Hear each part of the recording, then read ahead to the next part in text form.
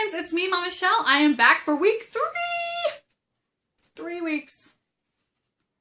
If you've been missing out, check out my videos. They're on my channel. You can look at any of them any old time and subscribe so you get notifications. If you like one, like it. Share them with a friend so that they can gain all of this knowledge. I'm not an expert. I am just inviting you into my life so that you can go along with me in my little journey in mamahood. And maybe we can learn together. Alright, so today we're going to be in Psalms chapter 94, verses 18 through 19. If I should say my foot has slipped, your loving kindness, O Lord, will hold me up. When my anxious thoughts multiply within me, your consolations delight my soul. Whew, mamas, I don't know about you, but I know I have a lot of anxious thoughts, and boy do they multiply if I let them. There have been so many times when I am tempted to go back to what I had been doing before, which is, okay, I'm gonna sound crazy. And that's okay, because I probably am. I talk to myself, but it's not really myself.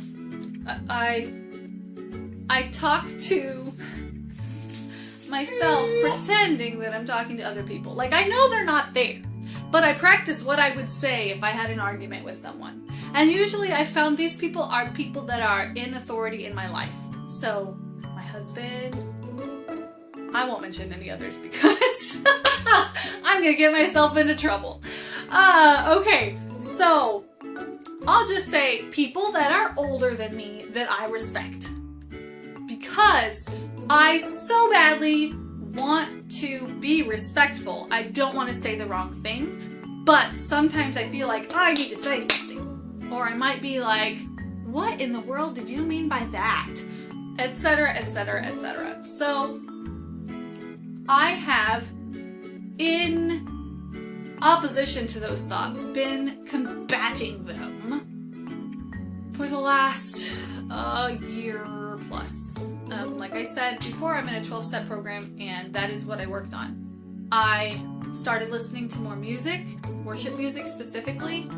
I started keeping it wasn't really a prayer journal. It was more of a meditating moment, but it looked like coloring.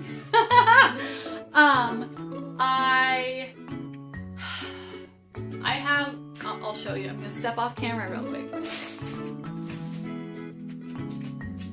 I recognized in myself where I was most likely to have a, whatever you want to call that, obsessive thought, anxious thought, running thought, whatever you want to call them, argument with invisible people.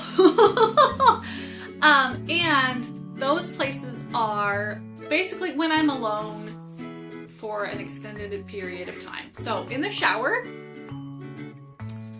doing dishes, and driving. Those are my 3 most likely places to argue with people that aren't there.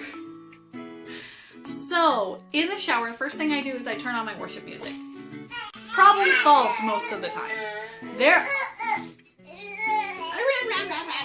As you can tell, I'm barely alone anymore, so that might be helping. Okay, but for real, in the shower, if I have forgotten to turn on my music, I will catch myself thinking, oh, remember that thing you did 6 years ago? You should tell that brain. You should tell that invisible person about what you think about that. It's just silly. So, I have to remember to turn my worship music on. And when I'm doing dishes, I also listen to music, but sometimes it's just not possible because my music is all in the bathroom. And my kitchen and bathroom are right next to each other, but if someone's in the bathroom, I can't really leave the door open.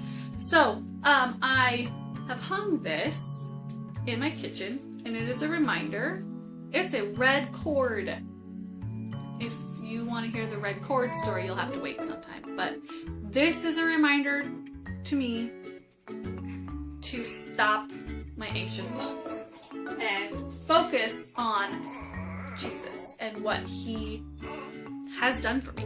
So that's one thing that I've done. I have visible reminders, I have audible reminders, I also have scripture plastered all over my house. It's in my bathroom, it's in my kitchen. I don't have anything specifically in my car because it's not really safe to read while you're driving. And my music, if I'm in town, I can listen to my music because we have a Christian radio station.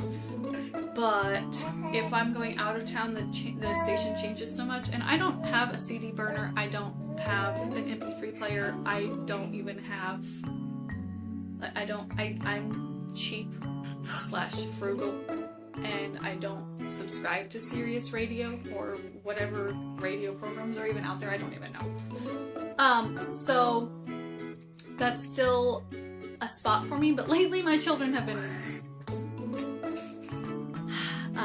present, so I don't even have opportunity to talk to myself.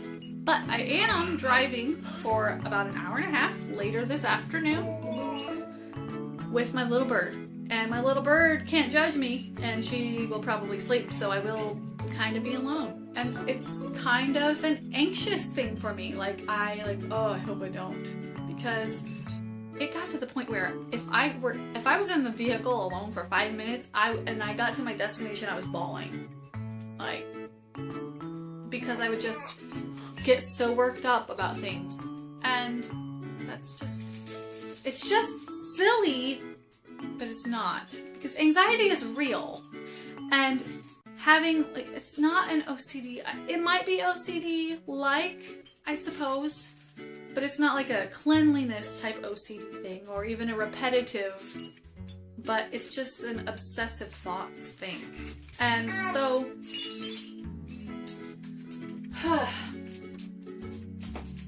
my kids are getting old enough where they can judge me. So it's cutting it down, but then it's just also building on it.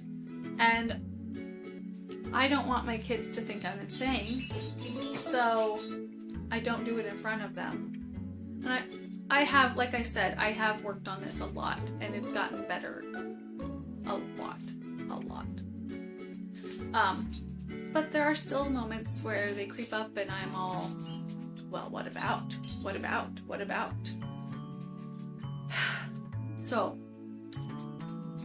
I have to focus on Jesus and his consolations, what he thinks about me. What does Jesus think about me?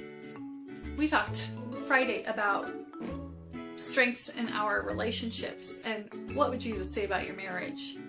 So you should say those things about your marriage. Well, same here, mamas. What would Jesus say about you? Pick out some of your strengths. Comment. Tell me 3 of your strengths. I want to know. And I want you to know. That's the most important thing. So focus on good. Focus on Christ. And it'll get better, mamas.